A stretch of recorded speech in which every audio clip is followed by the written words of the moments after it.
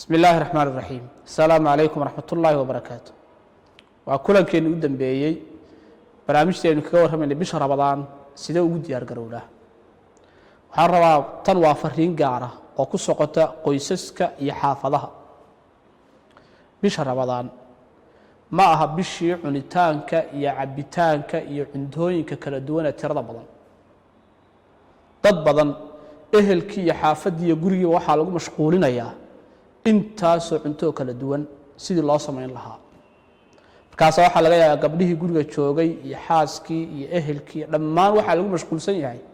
sidii loo sameyn lahaa intaasoo cunto kala duwan oo waxa laga yaabaa dumarkii guriga joogay salaada subax laga bilaabo ilaa inta taraawiixda laga soo baxayo mar waxay ku jiraan cunto sameyn mar waxay ku jiraan weel dhaqid marba si uun mushkilad baa ku furan marka waxa la rabaa bishani waa bishii cibaadada quraan akhriska ducada waa kanzi weyn oo la rabo in laga faa'iideysto waa fursad iyo chance ma aha marka in cunto lagu dayaco bal sida saxda ah waa in waqtiga cuntada la iska fududeeyo bisha Ramadaan si qofku cibaadada ugu firfircoonado nashaad ugu yeesho oo cuntadana aysan u fuulin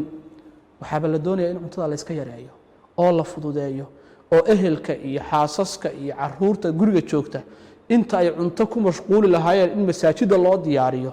oo ducada loo diyaariyo oo quraan akhriska loo diyaariyo oo awraad loo sameeyo jadwal loo sameeyo taas la rabaa laakiin in reerkii oo dhan lagu mashquuliyo cunto sameyn sax ma waana fursadii oo la dayacay oo meel kale la aaday 12 bilood kale waxaad cunaysaan cuna laakiin bisha inta iska yaraysaan oo hawlihiina habaysataan masaajid iyo khayrkii wanaaga u diyaar garooba. Assalaamu alaykum wa rahmatullahi wa barakatuh.